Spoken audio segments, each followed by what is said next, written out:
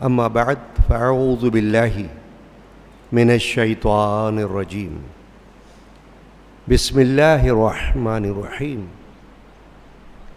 وقضى ربك ألا تعبدوا إلا إياه وبالوالدين إحسانا إما يبلغن عندك الكبر أحدهما أو كلاهما فلا تقل لهما أف ولا تنهرهما وقل لهما قولا كريما واخفض لهما جناح الذل من الرحمة وقل رب ارحمهما كما ربياني صغيرا صدق الله مولانا العظيم.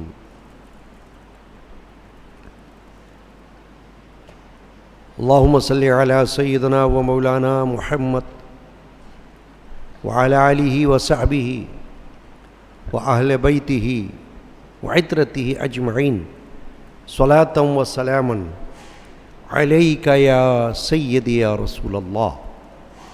حاضرین کرام، ماہ رمضان المبارک میں ہر اتوار کو ظہر کے بعد درس کا یہ سلسلہ جاری ہے، اور ماہ رمضان المبارک کے اتوار کے ظہر کے بعد درس کا یہ آخری نشست ہے درس کی.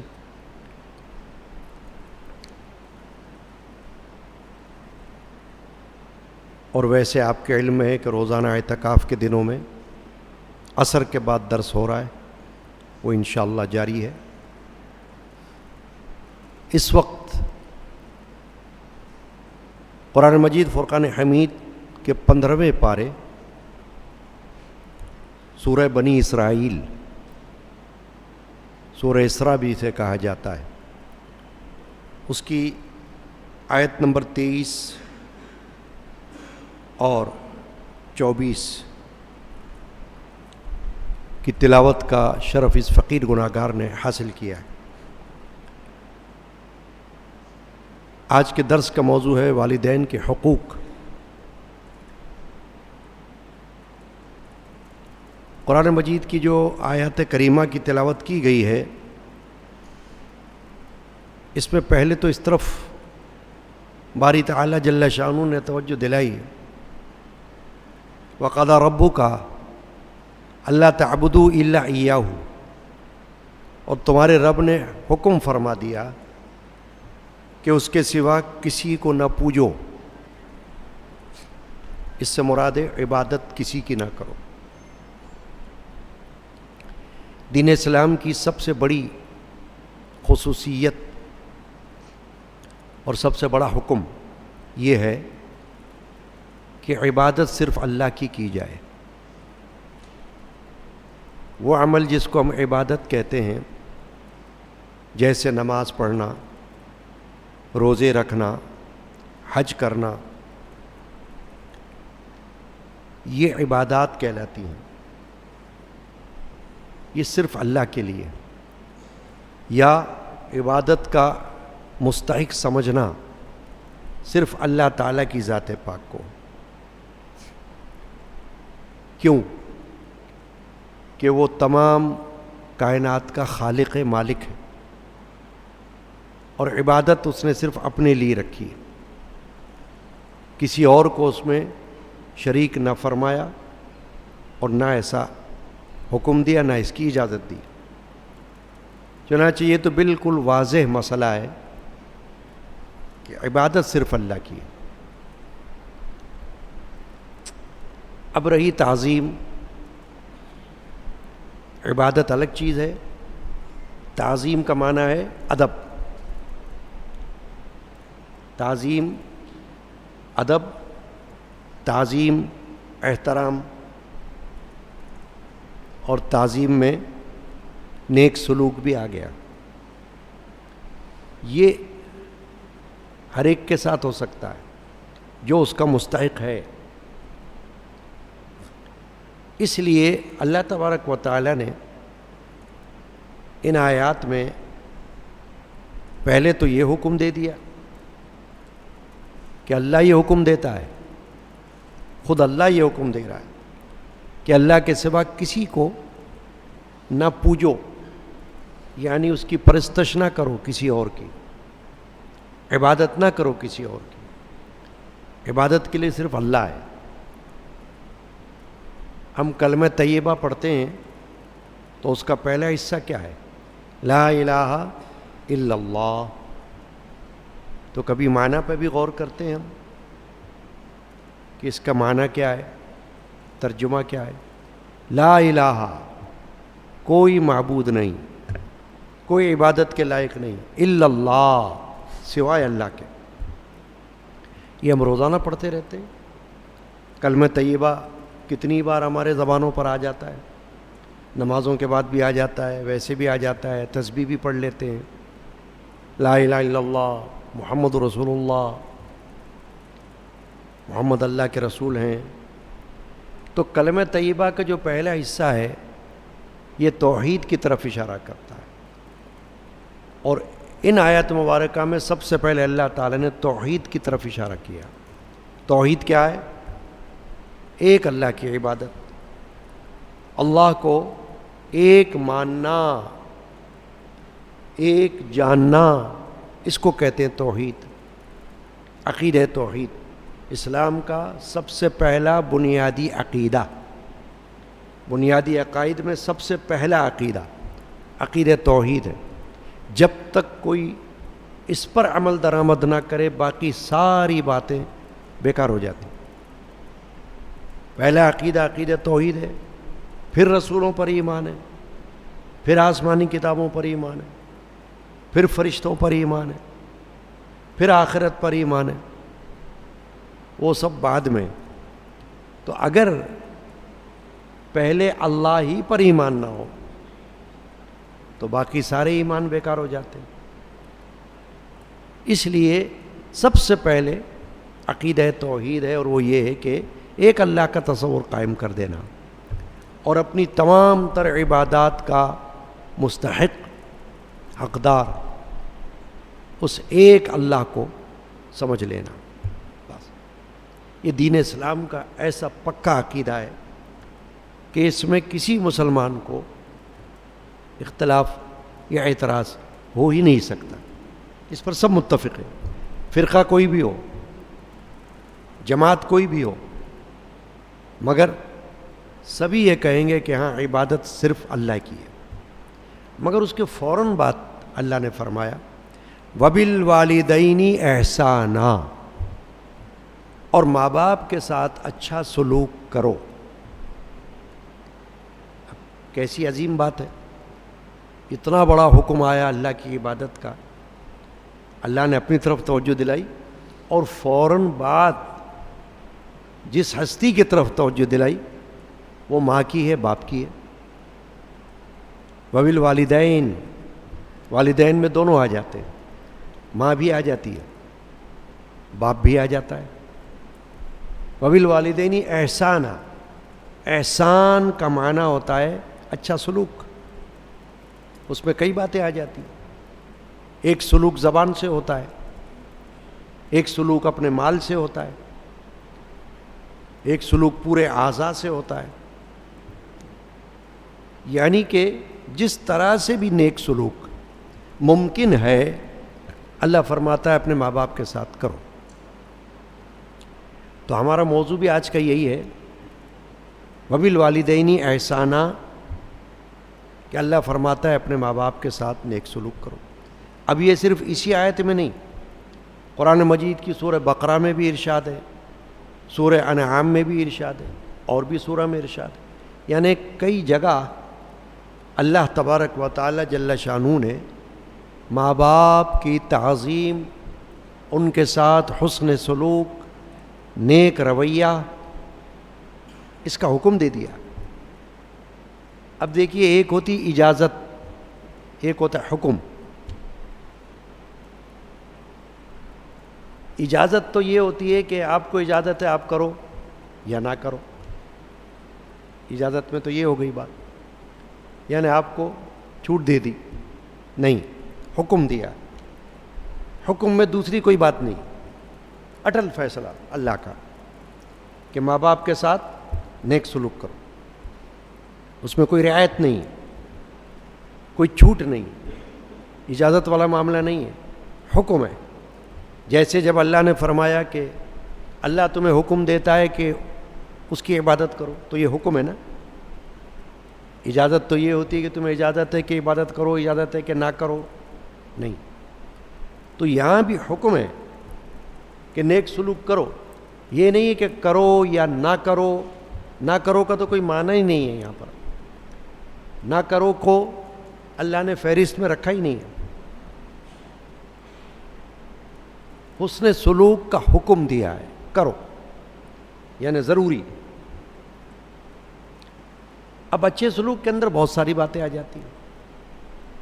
پھر یہ نیک سلوک ماں باپ کی صرف زندگی تک محدود نہیں ہے، زندگی کے بعد بھی یہ نیک سلوک ماں باپ کے ساتھ اولاد کا جاری رہے گا۔ کتنی بڑی بات ہے، اس پر حدیثیں گواہ ہیں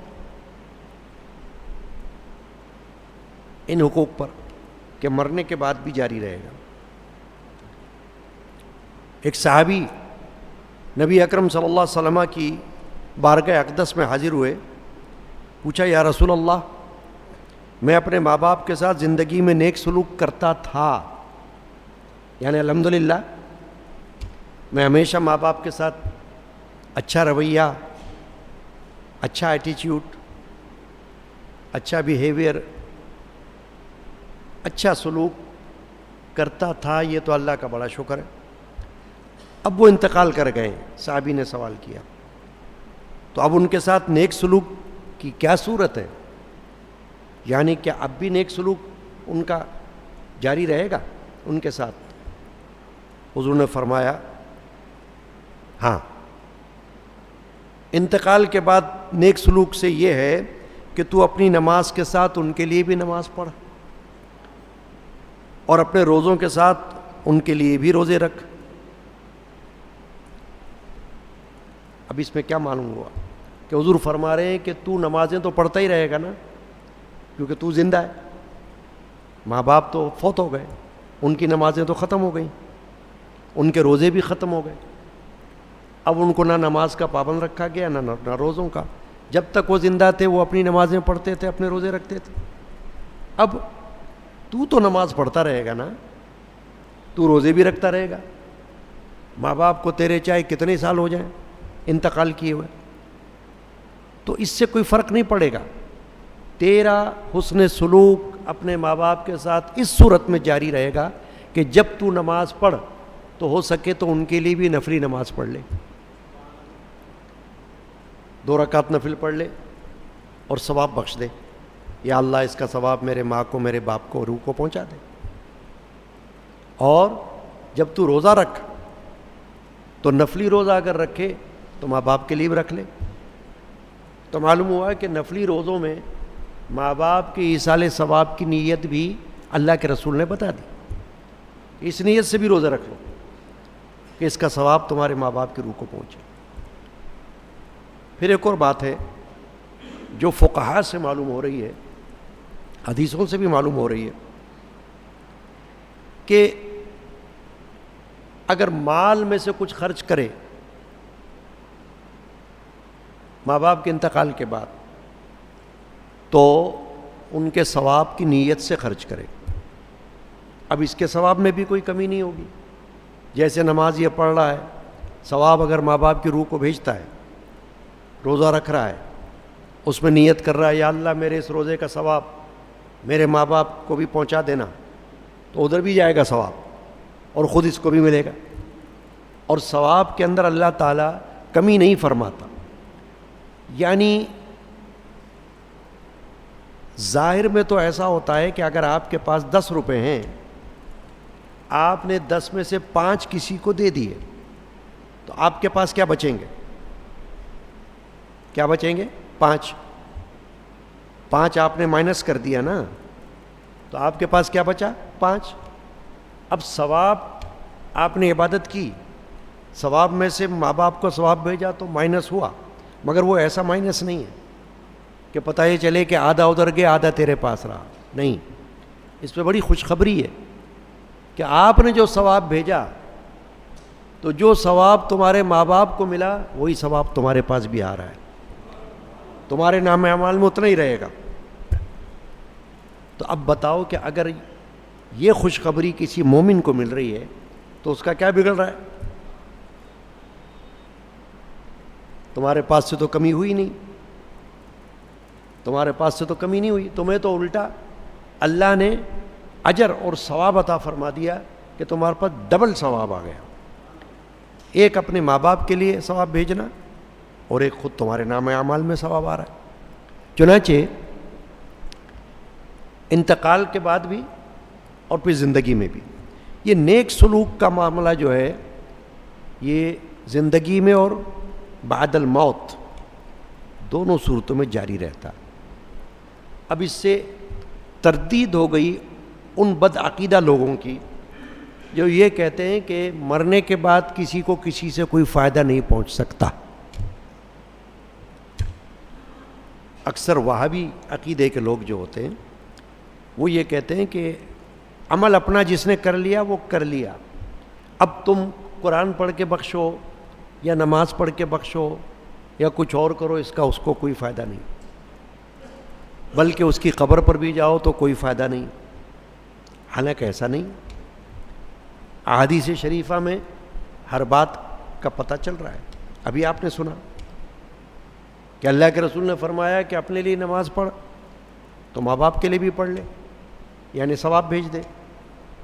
اچھا اب ایک بات اور ہے اس میں کہ فرض کریں کہ ماں باپ ابھی فوت نہیں ہوئے، اللہ کے فضل و کرم سے زندہ ہیں، تو یہ ثواب تو زندہ ماں باپ کو بھی بھیجا جا سکتا ہے کہ جب آپ نماز پڑھو تو یہ کہو یا اللہ میری ماں جو کہ زندہ ہے اس کے بھی اس نام اعمال میں اس کا ثواب پہنچ جائے، اور باپ جو ابھی زندہ ہے اس کے نام اعمال میں بھی یا اللہ اس کا ثواب بھیج دے، تو یہ بھی درست ہے۔ کیوں کہ حدیث ملتی ہے، بڑے مشہور صحابی ہیں حضرت ابو ہریرہ رضی اللہ تعالی عنہ، انہوں نے یہ فرمایا، حدیث موجود ہے بخاری شریف میں، کہ تم میں سے کون ایسا ہے جو مسجد عشار، ایک ملک میں مسجد ہے، وہاں میرے لیے ابو ہریرہ کے لیے 2 رکعت نماز پڑھے اور یہ کہے کہ یا اللہ اس کا ثواب ابو ہریرہ کے لیے۔ تو ابو ہریرہ تو زندہ تھے اس وقت، خود فرما رہے تھے، خود ہی ترغیب دے رہے تھے نا، یہ تو نہیں کہہ سکتے ہم کہ وہ انتقال ہو گیا تھا ان کا، انہوں نے زندگی میں کہا۔ تو یہ فقہی مسئلہ ہے کہ ثواب زندوں کو بھی بخشا جا سکتا ہے، کسی کو بھی بخش دو آپ، ماں باپ کو، استاذ کو، پیر و مرشد کو، عزیز و اقارب کو، بھائی بہنوں کو، دوست احباب کو، مومنین و مومنات کو، کسی کو بھی بخش دو۔ ثواب اللہ کی بارگاہ سے ہوتا ہے، اس کو اللہ کی رضا کہتے ہیں۔ تو اللہ کے ثواب میں، اللہ کی بارگاہ میں ثواب کا تو کوئی اندازہ ہی نہیں، کوئی ٹھکانہ ہی نہیں ہے، کوئی دنیا کا خزانہ تھوڑی ہے جو آپ کہو کہ یہ تو ختم ہو جائے گا اگر میں دیتا رہوں گا، اگر میں یوں ہی کسی کو بخشتا رہوں گا تو میرا خزانہ تو خالی ہو جائے گا۔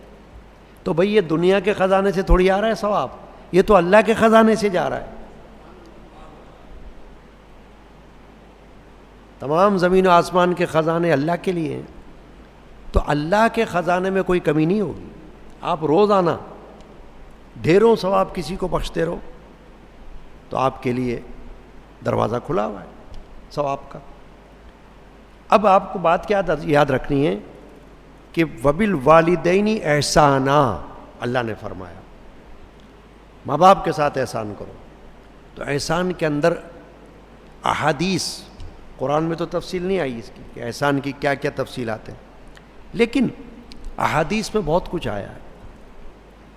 نبی اکرم صلی اللہ علیہ وسلم نے احسان کی تعریف میں، احسان کی تفصیل میں بہت سے واقعات موجود ہیں، احادیث موجود ہیں۔ رسول اکرم صلی اللہ علیہ وسلم سے ایک شخص نے عرض کیا، یا رسول اللہ، میں نے اپنی ماں کو کندھے پر اٹھا کر حج کروایا، یعنی ماں کی خدمت ایسی کی کہ میں حج کر رہا ہوں اور میں نے اپنی ماں کو اپنے کاندھے پر بٹھایا ہوا ہے، تو آپ فرمائیے میں نے حق ادا کر دیا؟ حضور نے فرمایا نہیں۔ حق ادا کرنے کا پوچھ رہا ہے نا تو حق ادا ہونے کا مطلب یہ ہوتا ہے کہ اب تو نے سارا حق ادا کر دیا، تو نہیں۔ فرمایا تیری ماں نے تیرے لیے جو تکلیفیں اٹھائی ہوں گی، تیری پیدائش کے وقت، تیری پرورش کے وقت، اس کا تو نے کوئی ایک حصہ بھی ادا نہیں کیا، کیونکہ جب بچے پیدا ہوتے ہیں تو ان کی پیدائش سے ہی سلسلہ شروع ہو جاتا ہے ماں باپ کے اوپر ان کی ذمہ داریوں کا، بلکہ ابھی تو بچہ پیدا نہیں ہوتا، ماں 9 مہینے اپنے پیٹ میں اس کا بوجھ اٹھا کے رکھتی ہے، اس کا وزن اٹھا کر گھومتی ہے۔ کبھی بچہ سوچتا ہے پیدا ہونے کے بعد کہ میرے پیدا ہونے سے پہلے ہی میری ماں نے اپنے پیٹ میں میرا کیا خیال رکھا؟ میں تو ابھی دنیا میں آیا ہی نہیں تھا، ابھی تو رویا ہی نہیں تھا میں، ابھی تو میری چیخ بھی نہیں نکلی تھی، کسی نے آواز بھی نہیں سنی تھی، مگر میری ماں نے میرے لیے تکلیف برداشت کی، 9 مہینے حمل اٹھا کر گھوما، بوجھ اٹھا کر۔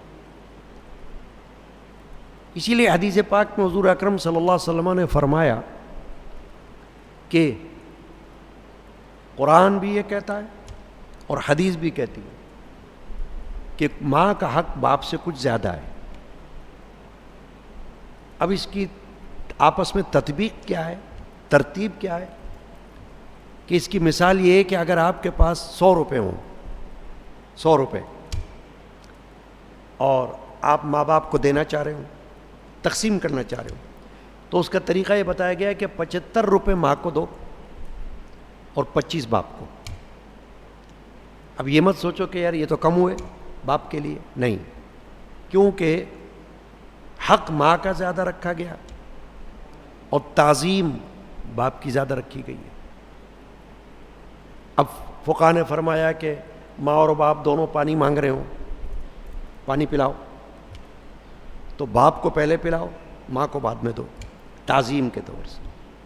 مگر حق یہ ہے کہ خدمت جب کرو مال سے تو ماں کی زیادہ کرو، باپ کی اس سے کم۔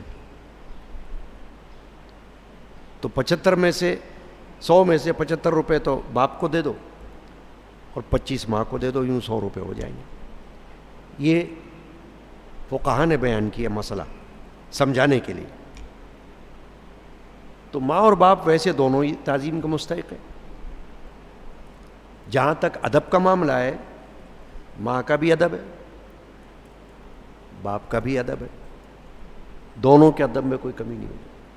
ہمارے یہاں کیا ہوتا ہے معاشرے میں، کبھی گھر کے اندر ماں باپ میں آپس میں کوئی چپکلش ہو جاتی ہے، کوئی ناراضگی ہو جاتی ہے، تو بچے عموماً یک طرفہ ہو جاتے ہیں، یک طرفہ ہو کر یا تو ماں کی طرف ہو جاتے ہیں یا باپ کی طرف ہو جاتے ہیں۔ یہ غلط ہے۔ کوشش تو یہ کرنا چاہیے کہ معاملے کو سدھاریں، جیسے حالات کو اچھا بنانے کی کوشش کریں دونوں طرف سے۔ یہ نہ کریں، اولاد کو یہ حق نہیں دیا گیا کہ وہ باپ کے سامنے تن کے کھڑی ہو جائے یا وہ ماں کے سامنے ڈٹ کے کھڑی ہو جائے، یعنی کہ اس کے مخالف نہیں، کیونکہ اولاد کو یہ حق دیا ہی نہیں اللہ نے۔ اس لیے کہ اب جو آگے الفاظ آ رہے ہیں آیت شریفہ کے، اس سے وضاحت ہو جائے گی۔ فرمایا اما یبلغن عندک الکبر احدہما او کلاہما فلا تقل لہما اف ولا تنہرہما وقل لہما قولا کریما۔ اگر تیرے سامنے ان میں سے، یعنی ماں باپ میں سے ایک یا دونوں بوڑھے ہو جائیں تو ان سے اف نہ کہنا. اف کو اردو میں آپ کہہ لیں کہ ہوں نہ کہنا، یعنی ان کے سامنے ہوں بھی مت کرو. اس سے بڑھ کر کیا بات ہوگی؟ علماء فرماتے ہیں کہ یہ جو اف کا لفظ اللہ نے لایا، وَلَا تَقُلْ لَهُمَا اُفٍ، ان دونوں کے سامنے اف مت کرو، تو کیا اس سے بڑھ کے بھی کوئی تاکید ہے؟ کوئی سوچے بھائی، اف یہ تو ایک ایسا لفظ ہے، 2 حرفی لفظ ہے، الف اور فا، اف. تو اللہ فرماتا ہے کہ اف بھی مت کرو، اف بھی گناہ ہے. ماں باپ کی بے ادبی گناہ کبیرہ قرار دی گئی ہے، بڑے گناہوں میں سے ایک گناہ. جیسے شرک بڑے گناہوں میں سے ایک گناہ ہے، گناہ کبیرہ، ایسے ہی ماں باپ کی نافرمانی گناہ کبیرہ ہے. جب تک کہ وہ کوئی ایسا حکم نہ دے معاذ اللہ جو اللہ کی توحید کے خلاف ہو، اللہ کی فرما برداری کے خلاف ہو، شریعت کے خلاف ہو، وہاں آپ کو وہ حکم نہیں ماننا ماں باپ کا، ان کو معذرت کرنی ہے. جہاں ثابت ہو جائے کہ یہ حکم خلاف شرع ہے، ماں باپ کو خیال نہیں رہا، انہوں نے خلاف شرع کوئی بات کا حکم دے دیا، وہاں اس کو نہ مانو، کیونکہ ہر حکم میں پہلا حق مقدم ہے اللہ کا.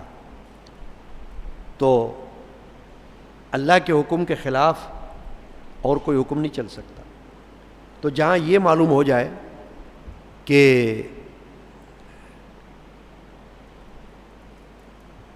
ماں باپ جو حکم دے رہے ہیں وہ خلاف شرع بات کا ہے، تو اس سے رک جاؤ. لیکن جب تک خلاف شرع ثابت نہ ہو، دنیا کا کوئی حکم ہو یا دین کا کوئی حکم ہو، اس پر لبیک کہنا یہ اولاد پر فرض ہے. اب دیکھیے، اگر فرض کرے ماں باپ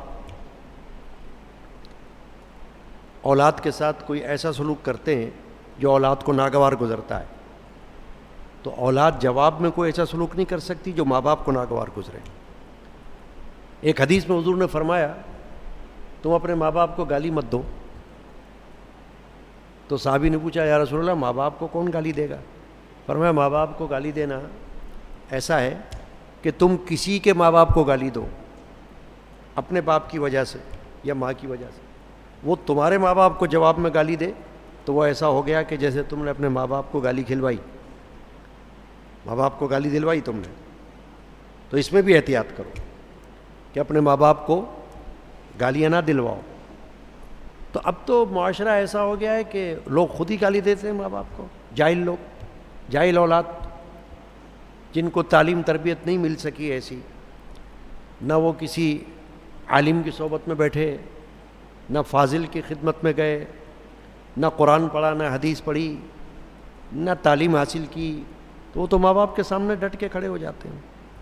اب فرض کریں کہ اولاد بچپن سے جوانی میں پہنچتی ہے تو اللہ تعالیٰ اس کو کوئی مرتبہ دے دیتا ہے، قوت دے دیتا ہے، مال دے دیتا ہے. تو اب بعض اولادوں کے اندر غرور آ جاتا ہے اور وہ سمجھتے ہیں کہ بس ماں باپ کیا چیز ہے، ہم ہیں. پھر ماں باپ کے اوپر حاوی ہو جاتے ہیں، وہ اللہ معاف کرے، غالب ہو جاتے ہیں. شریعت مطہرہ کا یہ سبق ہے کہ اولاد کسی بھی منزل میں، کسی بھی درجے میں، کسی بھی عہدے پر پہنچ جائے، ماں باپ کے سامنے بچہ بن کے رہے، ماں باپ کو اپنا ماں باپ سمجھے. یہ جو فرمایا اللہ نے، فلا تقل لہما اف، یہ کسی خاص عمر کے لیے نہیں ہے. بچہ کسی بھی عمر میں پہنچا ہوا ہو، ہر عمر کے لیے یہ حکم ہے کہ اف مت کرو ماں باپ کے سامنے، ان کے سامنے ادب سے رہو. بلکہ یہاں تک فرمایا حدیث پاک میں کہ ان کے ساتھ جا رہے ہو تو ان سے آگے نہ چلو، وہ بیٹھ رہے ہوں تو ان سے پہلے نہ بیٹھو، تاکہ یہ بھی بے ادبی میں شمار نہ ہو جائے. تو یہ بہت نازک باتیں ہیں جو مسلمان اولاد کو بتائی گئی ہے قرآن مجید میں، جس پر ہر اولاد کو عمل کرنے کی ضرورت ہے۔ اب یہ جو فرمایا کہ ان کے سامنے اف مت کرو، پھر کیا فرمایا؟ ولا تنہرہما، اور نہ انہیں جھڑکو، جھڑکنا یہ عرف عام میں معیوب سمجھا جاتا ہے، کسی کو بھی جھڑکنا۔ جھڑکنے کا مطلب کیا ہوتا ہے؟ زور سے، جھنجھلاہٹ سے ان کو جواب دینا، ہٹو۔ یہ ایک مثال دے رہا ہوں، اے ہٹ جاؤ یہاں سے، یہ جھڑکنا ہو گیا، چلو جاؤ، یہ جھڑکنا ہو گیا۔ تو اللہ نے فرمایا ماں باپ کو جھڑکنا بھی مت۔ ماں باپ تو چونکہ ماں باپ ہیں، اللہ نے ان کو ذریعہ بنایا۔ دیکھیے خالق کون ہے؟ اللہ۔ ظاہر میں جو تخلیق ہوئی ہے بندے کی، وہ ماں باپ کے ذریعے ہوئی نا، آسمان سے تو نہیں گرا بچہ، جنگل میں تو نہیں پڑا ہوا مل گیا اس کو، ماں باپ کے ذریعے اللہ نے ان کو پیدا کیا۔ ماں اور باپ، ان کے ذریعے اللہ نے ایک بچے کو دنیا میں پیدا کیا۔ تو اس لیے ماں باپ کا حق اللہ نے بہت بڑا بتایا، بڑا مقدم رکھا، اور قرآن میں اس کو واضح کر دیا۔ اب ان آیات کے بعد کوئی عقل مند شخص یہ کہہ ہی نہیں سکتا کہ ماں باپ کا حق کیا ہوتا ہے، جی بتاؤ ذرا۔ ارے بھائی اتنا ظاہر، اتنا واضح، ہاں، کہ آپ کو تو اب کوئی اور سمجھنے کی ضرورت ہی نہیں ہونی چاہیے، عقل مند کو اشارہ کافی ہوتا ہے۔ تو دنیا میں کبھی کبھی ایسا ہوتا ہے کہ ماں باپ جب بوڑھے ہو جاتے ہیں تو فقہا اور علماء یہ فرما رہے ہیں کہ بیچارے اولاد کے لیے ایک آزمائش بن جاتے ہیں۔ وہ کیا ہے کہ معذوری آ گئی، بڑھاپا آ گیا، محتاج ہو گئے، بیمار ہو گئے، کیونکہ جب اولاد جوان ہوئی تو ظاہر ہے کہ ماں باپ تو بوڑھے ہوں گے نا۔ ماں باپ اور اولاد کی عمر کوئی ایک تو نہیں ہوتی نا۔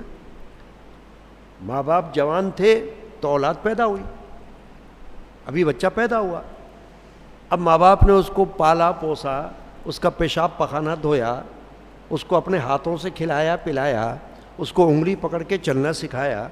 یہ ساری باتیں کس نے کی؟ ماں باپ نے کی۔ تو اس وقت کون محتاج تھا ان کا؟ اولاد ماں باپ کی محتاج تھی نا۔ بھائی کوئی بچہ پیدا ہونے کے بعد خود سے اپنے کپڑے بدل سکتا ہے؟ نہیں۔ خود سے اپنا پیشاب پخانہ دھو سکتا ہے؟ نہیں۔ خود سے کھانا کھا سکتا ہے؟ نہیں۔ یہ سب ماں باپ کے ذریعے ہوتا ہے نا۔ تو ایک وقت میں اللہ نے اولاد کو محتاج بنایا ماں باپ کا۔ اب اگر ماں باپ بوڑھے ہو جائیں اور اللہ نہ کرے، دعا تو یہ کرنی چاہیے کہ اللہ کسی ماں باپ کو اولاد کا محتاج ہی نہ کرے، چلتا پھرتا رکھے۔ بزرگان دین نے یہ دعائیں ہمیشہ مانگی ہیں۔ کسی کا نہ ہم کو محتاج رکھ زمانے میں۔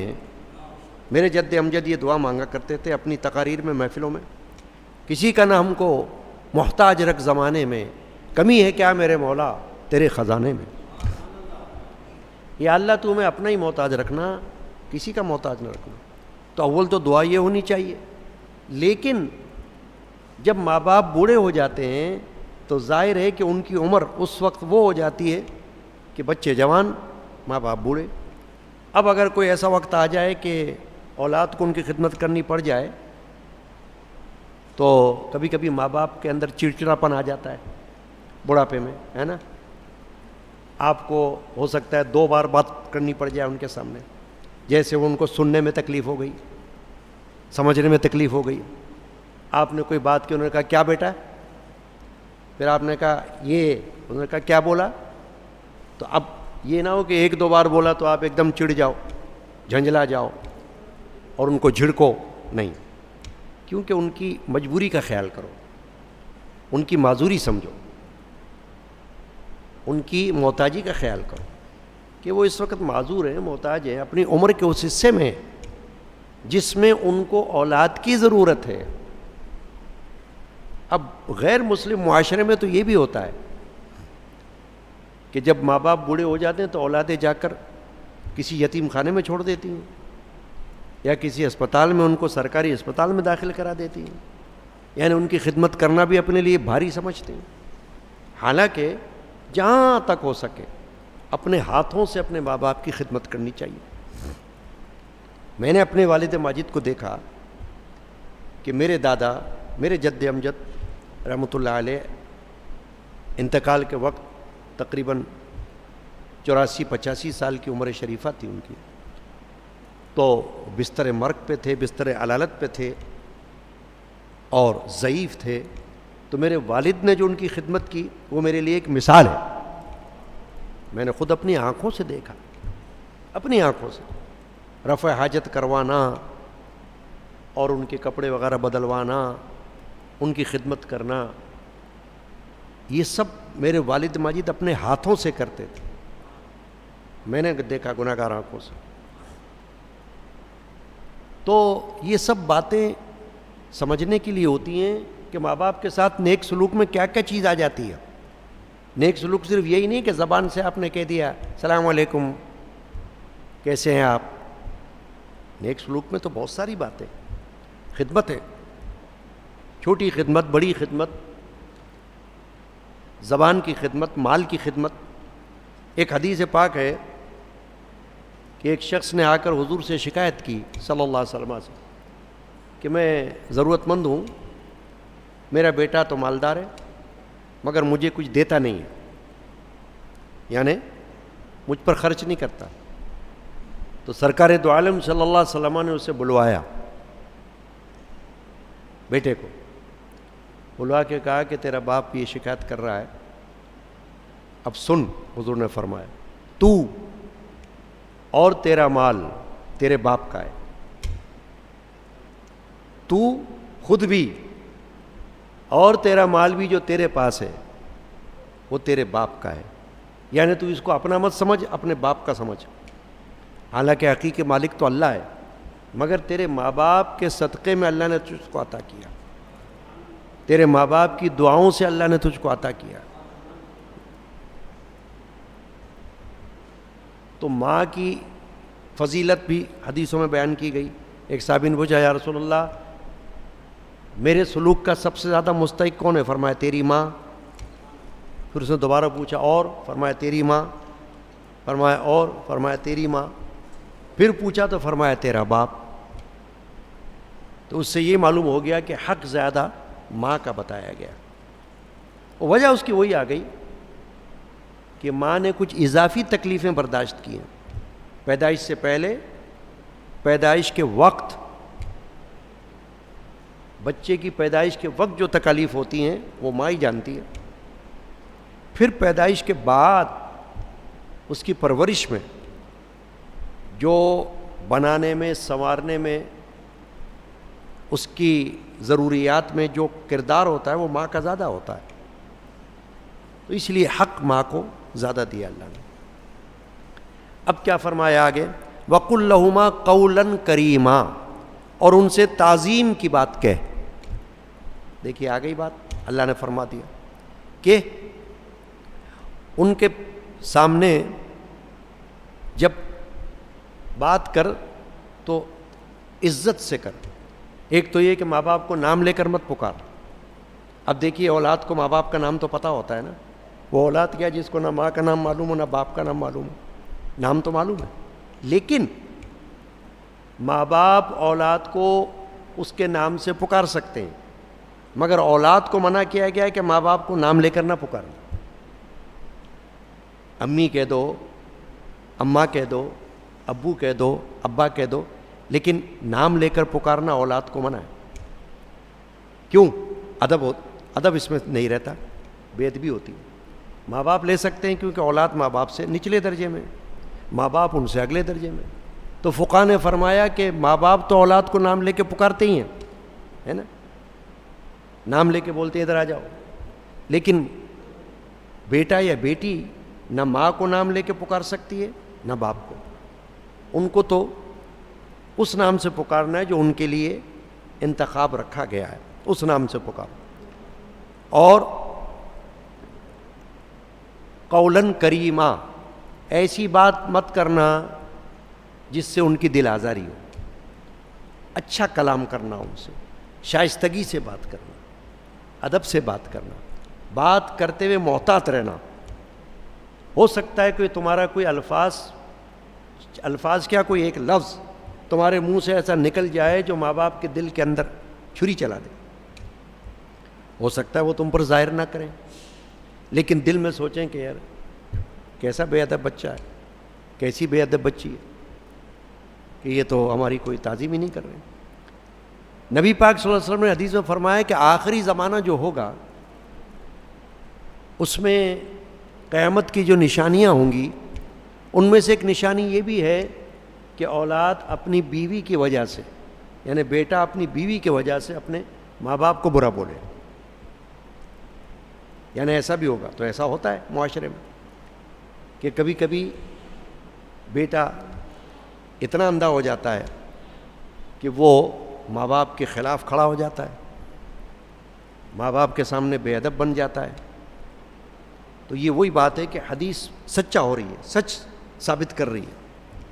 وہ قول جو سرکار دو عالم صلی اللہ علیہ وسلم کا ہے وہ ہمارے معاشرے کے اندر کئی جگہ نظر آتا ہے.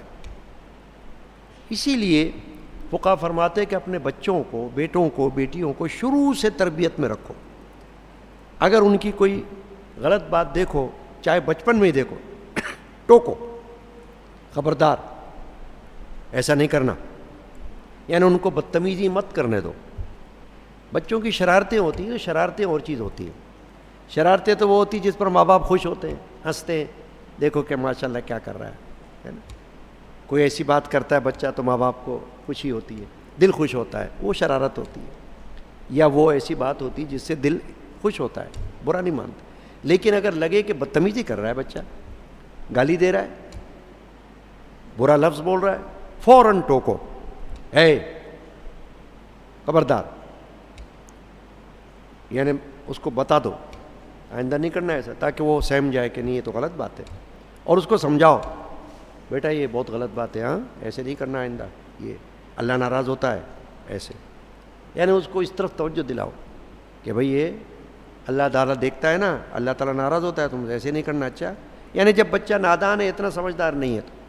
اور اگر جب بچہ سمجھدار ہو جائے، جوان ہو جائے، اور پھر اگر غلط بات کرے تو اس کو احساس دلاؤ کہ کیا تم نے قرآن نہیں پڑھا، کیا تم نے حدیث نہیں سنی، کیا ماں باپ کی عزت کا تم نے کچھ نہیں سنا، کیا اللہ نے قرآن میں کیا تعلیم دی ہے، نبی پاک صلی اللہ علیہ وسلم نے حدیث میں کیا تعلیم دی ہے، اس پر عمل کرو.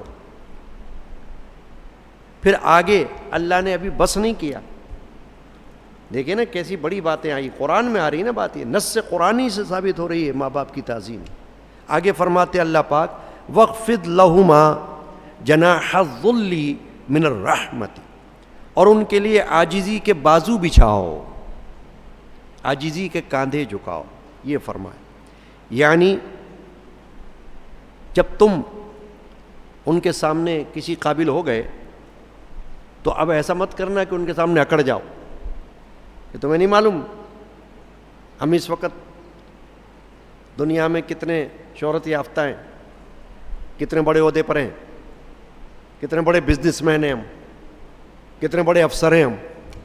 نہیں، اللہ نے فرمایا وَاخْفِضْ لَهُمَا جَنَاحَ الذُّلِّ مِنَ الرَّحْمَةِ، رحمت کے ساتھ، رحمت کہتے ہیں شفقت، نرمی.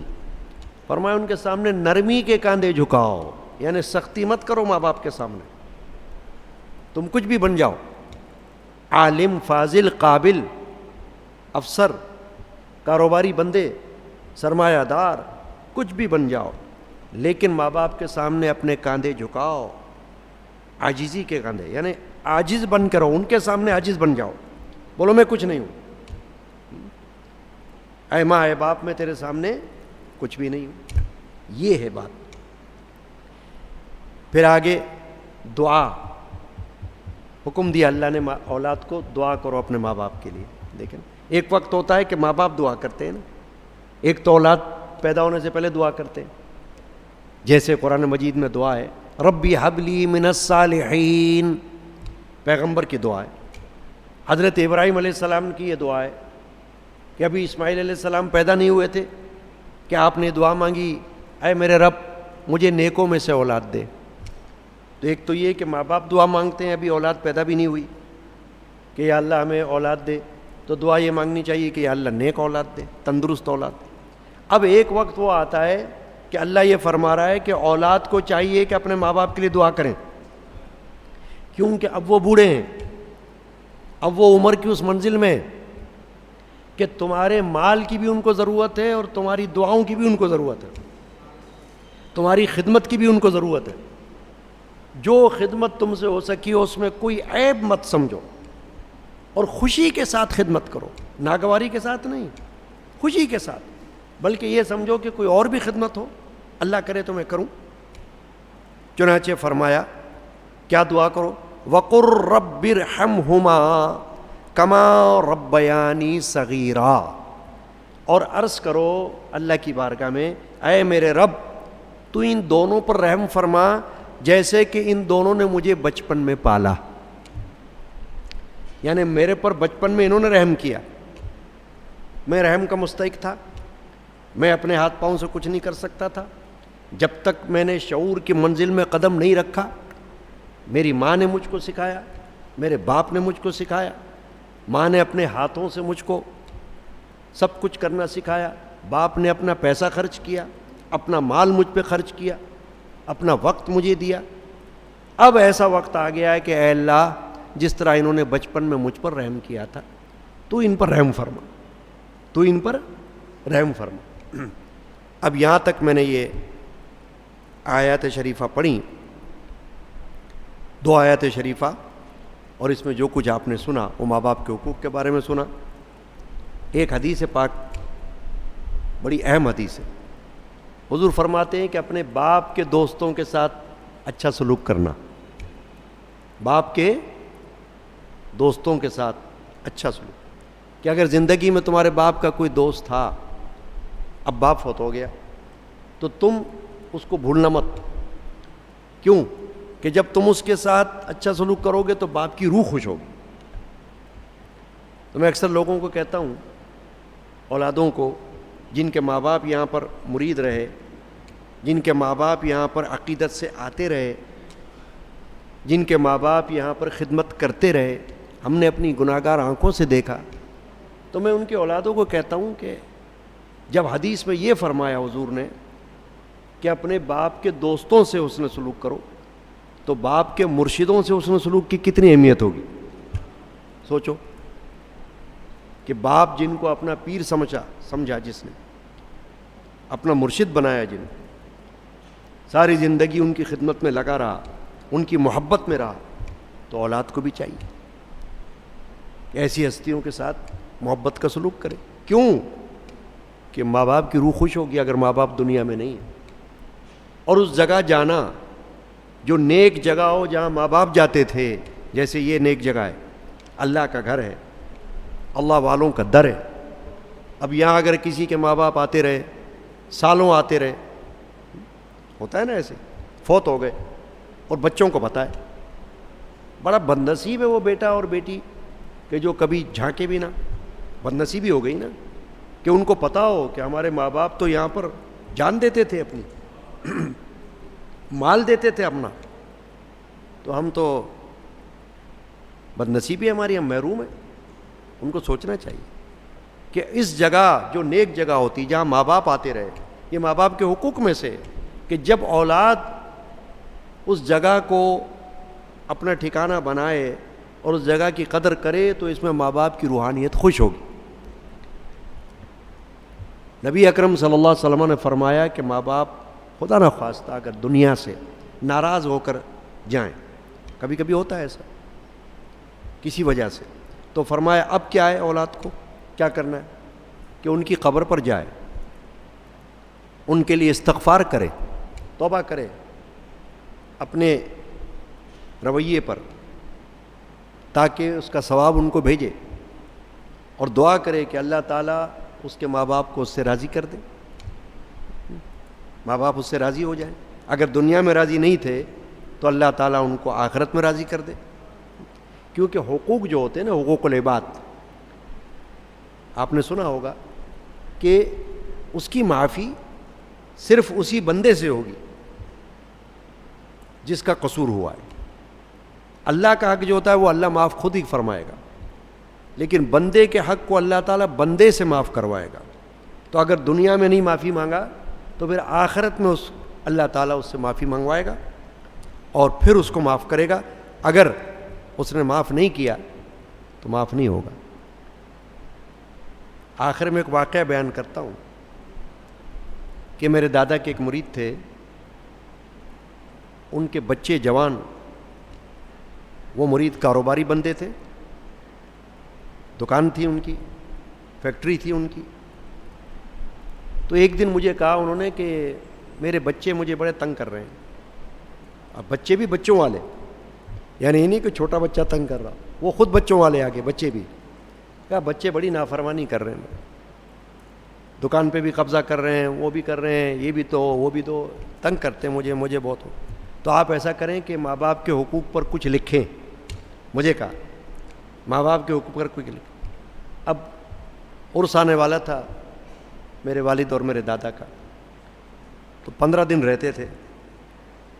تو انہوں نے مجھے کہا کہ میں خرچ میں دوں گا بھلے کتاب شائع کرنے کے لیے، مگر آپ لکھیں کتاب تاکہ سب کو فائدہ پہنچے، ماں باپ کے حقوق کیا پتہ چلے. تو میں نے وہ کتابچہ لکھا قرآن اور حدیث کی روشنی میں، والدین کے حقوق. یہ آپ کے سامنے ہے، والدین کے حقوق. تو وہ خوش ہوئے بڑے، دعائیں دی بڑی کہ اللہ تعالیٰ آپ کو خوش رکھے. کیوں؟ کہ ان کا دل دکھا ہوا تھا نا. تو دل دکھا تھا تو انہوں نے کہا کہ اب کوئی ایسا کام ہو کہ جو دوسروں کو فیض مل جائے اس سے. تو اس میں ایک حدیث ہے اس کتاب میں کہ ایک نوجوان کا وقت آ گیا انتقال کا. سرکار دو عالم صلی اللہ علیہ وسلم اس کے پاس گئے اور آخری وقت کلمے کی تلقین کی، جیسا ہوتا نا کلمہ پڑھو. تو اس نے اشارہ کیا، پڑھا نہیں جا رہا، نہیں پڑھا. تو حضور اکرم صلی اللہ علیہ وسلم نے لوگوں سے پوچھا جو وہاں تھے کہ اس کی ماں کہاں ہے؟ کہا ماں تو ناراض ہے. تو حضور نے فرمایا یہی وجہ ہے، بلاؤ. ماں آ گئی. کہا تیرا بیٹا ناراض ہے؟ تو ناراض ہے بیٹے سے؟ کہا ہاں، یہ نافرمان بچہ ہے، دل دکھایا. حضور نے فرمایا تو ایسا کر، اس کو معاف کر دے، ورنہ یہ جنت میں نہیں جا سکے گا اور نقصان اٹھائے گا. تو اس کو معاف کر دے. کہا یا رسول اللہ اگر آپ کہتے ہیں تو میں معاف کر دیتی ہوں. فرمایا ہاں معاف کر دے. اس نے کہا یا رسول اللہ میں نے معاف کیا. جب اس نے معاف کر دیا، اب حضور نے فرمایا کلمہ پڑھ. اس نے پڑھ لیا کلمہ، یعنی اس کی برکت سے اللہ نے اس کو کلمہ آسان کر دیا. تو یہ سب باتیں ہیں جو سوچنے کی ہے، سمجھنے کی ہے اور زندگی میں اپلائی کرنے کی. اللہ تعالی ہمیں، اگر ماں باپ ہمارے حیات ہیں تو ان کے ساتھ اس نے سلوک کی توفیق دے. اگر ہمارے ماں باپ فوت شدہ ہیں تو اللہ تعالیٰ ان کے مغفرت کی دعاؤں کی توفیق دے اور ان کے لیے صدقہ و خیرات کی توفیق دے. دیکھیے میں ایک بات بتانے والا تھا، دوران بیان بھول گیا تھا کہ مال کا حق ایک ہے زبان سے حق ادا کرنا. حق تو ادا خیر نہیں ہو سکتا، لیکن مطلب کہنے کا یہ ہے کہ زبان سے اچھی بات کرنا، زبان سے نیک سلوک کرنا.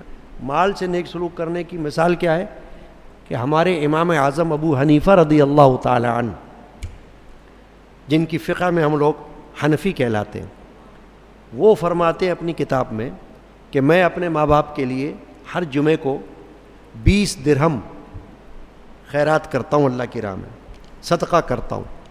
10 درہم ماں کی نیت سے اور 10 درہم باپ کی نیت سے، کہ اس کا ثواب ماں کو پہنچے، اس کا ثواب باپ کو پہنچے. اب جیسے آپ نے یہاں آخر میں کیا سنا، آیت کے آخر کہ دعا کرے اولاد اپنے ماں باپ کے لیے کہ یا اللہ جس طرح انہوں نے مجھے بچپن میں پالا، مجھ پر رحم کیا، تو اب ان پر رحم فرما. اس سے میں نے اس لیے کہا تھا کہ یہ بات بھی معلوم ہوئی کہ اپنے عمل کا فائدہ دوسرے کو پہنچتا ہے. اگر کوئی آپ کو کہے کہ بھئی تمہارے عمل کا فائدہ دوسرے کو کیا پہنچے گا، تو کہنا چھوڑو بات تو، قرآن بتا رہا ہے، قرآن کہہ رہا ہے کہ اپنے عمل کا فائدہ پہنچے گا. تبھی تو اللہ نے حکم دیا دعا کرو ماں باپ کے لیے. اگر ماں باپ کی دعا کا فائدہ اولاد کو نہ پہنچتا اور اولاد کی دعا کا فائدہ ماں باپ کو نہ پہنچتا تو اللہ تعالیٰ حکم کیوں دیتا؟ اللہ تعالیٰ تو خود حکم دے رہا ہے کہ دعا کرو اس طرح کہ یا اللہ میرے ماں باپ بوڑھے ہو گئے ہیں ان پر رحم فرما.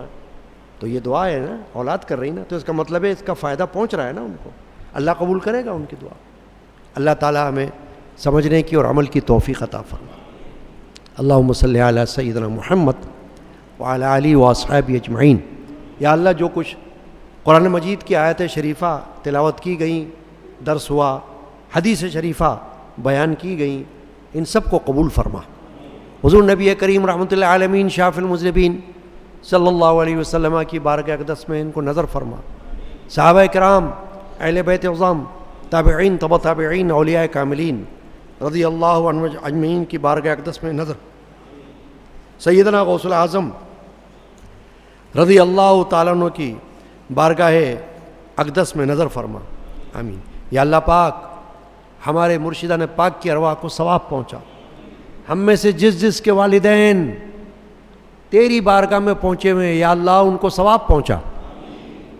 ہمارے جو عزیز, ہمارے رشتہ دار, ہمارے بھائی بہن, ہمارے دوست احباب جو تیری بارگاہ میں ہم سے پہلے پہنچے ہوئے, اے اللہ ان کے ارواح کو ثواب پہنچے. یا اللہ ہم سب کے نام اعمال میں اجر و ثواب داخل کر. معین صاحب کے والدین کے لیے مغفرت کی دعا کی درخواست کی گئی. اللہ تعالیٰ ان کے والدین کی مغفرت فرمائے. محمد بھائی اسپتال میں داخل ہیں, اللہ تعالیٰ ان کو صحت کاملہ عطا کرے. اللہ تعالیٰ ان کو شفائے عاجلہ عطا کرے. بہت اچھے ہمارے مریدین میں سے ہیں, کافی عرصے سے آنے جانے والوں میں سے. اللہ تعالیٰ ہر بیمار کو شفا دے, اور محمد بھائی جو اسپتال میں, اللہ ان کو شفا عطا فرمائے. اللہم یا رب العالمین. یا اللہ ہمارے پیر بھائی بہنیں جو تیری بارگاہ میں, ان کی مغفرت فرما, ان کے ارواح کو اس کا ثواب پہنچا. بے روزگاروں کو حلال رزق عطا کر, بیماروں کو صحت شفا عطا کر, بے اولاد کو نیک اولاد عطا کر, بچے بچیوں کے گھروں کو آباد کر, ہر آنے جانے والے کو حفظ و امان میں رکھ, مرشدان پاک کے جان ایمان کا فیض عطا کر. آمین. صلی اللہ تعالی علی سیدنا محمد وعلی آلہ وصحبہ اجمعین برحمتک یا ارحم الراحمین. لا الہ. جزاکم اللہ.